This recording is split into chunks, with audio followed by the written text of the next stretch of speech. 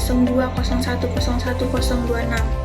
Baik, di sini saya akan membahas hasil materi saya, yaitu tentang konsep jarimah qisas.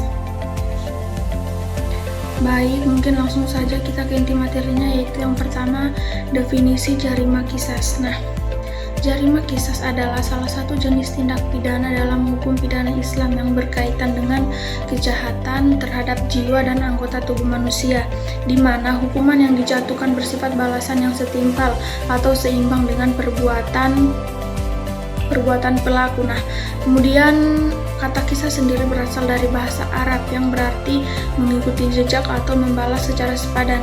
Secara istilah, jarimah qisas adalah perbuatan melanggar hukum yang mengakibatkan hilangnya nyawa atau luka pada tubuh seseorang, yang hukumannya itu berupa pembalasan yang seperti perbuatan yang dilakukan pelaku. Kemudian seperti membunuh dibalas dengan hukuman mati, kemudian atau melukai dibalas dengan luka yang setara. Kemudian ada jenis-jenis jarimah qisas. Yang pertama yaitu hudud. Nah, secara etimologi, kata hudud adalah bentuk jama dari lafal had yang bermakna mencegah. Disebut dengan had karena ia bisa mencegah seseorang dari melakukan perbuatan-perbuatan keji.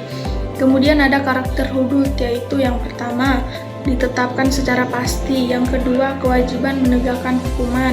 Yang ketiga, hak Allah dalam hudud. Nah, yang kedua ada qisas.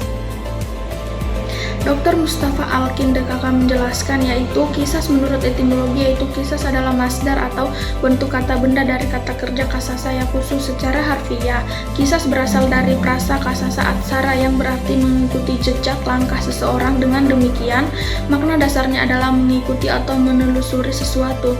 Sedangkan qisas menurut terminologi syariah, yaitu qisas adalah tindakan membalas kejahatan terhadap seseorang dengan melakukan hal yang serupa seperti yang dilakukan.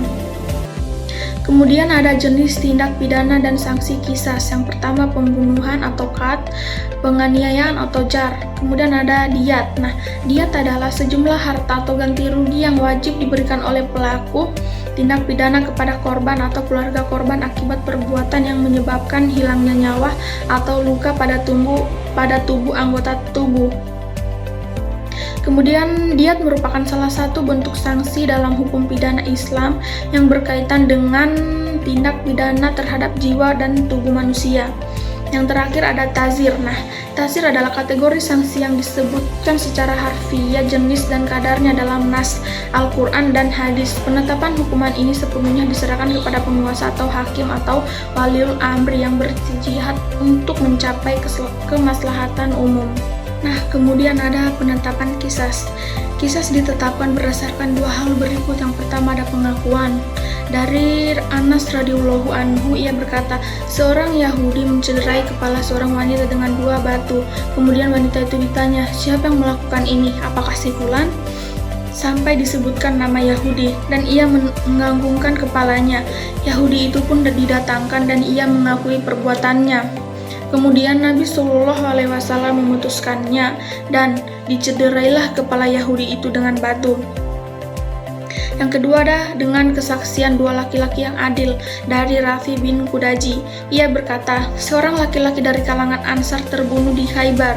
Kemudian keluarganya menemui Nabi Shallallahu Alaihi Wasallam dan menceritakan kejadiannya.